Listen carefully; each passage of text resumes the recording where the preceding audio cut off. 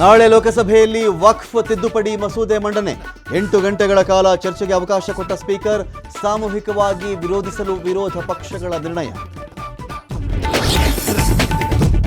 ಇದೇ ತಿಂಗಳಂತ್ಯಕ್ಕೆ ರಾಷ್ಟ್ರೀಯ ಬಿಜೆಪಿಗೆ ಹೊಸ ಸಾರಥಿ.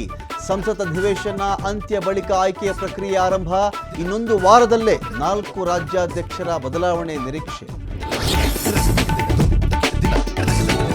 ಮರಳಿ ಕರ್ಕೊಳ್ಳಿ ಅಂತ ಯಾರ ಕಾಲು ಹಿಡಿಯಲ್ಲ ಎಂದ ಯತ್ನಾಳ್. ರೆಬೆಲ್ ಶಾಸಕನಿಂದ ದೂರಾಗುವ ಸುಳಿವು ಕೊಟ್ಟ ರಮೇಶ್ ಜಾರಕಿಹೊಳಿ.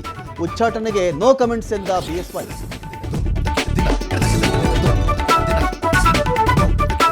ನಾಳೆ ದೆಹಲಿಗೆ ಸಿಎಂ ಡಿಸಿಎಂ ಪ್ರಯಾಣ. ಕರ್ನಾಟಕ ಭವನ ಉದ್ಘಾಟನೆ ಬಳಿಕ ಹೈಕಮಾಂಡ್ ಭೇಟಿ.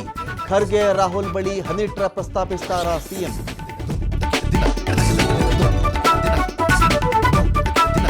ಟ್ರಂಪ್ ಪ್ರತೀಕಾರದ ಸುಂಕಾಸ್ತ್ರ ಜಾರಿಗೆ ಕ್ಷಣಗಣನೆ.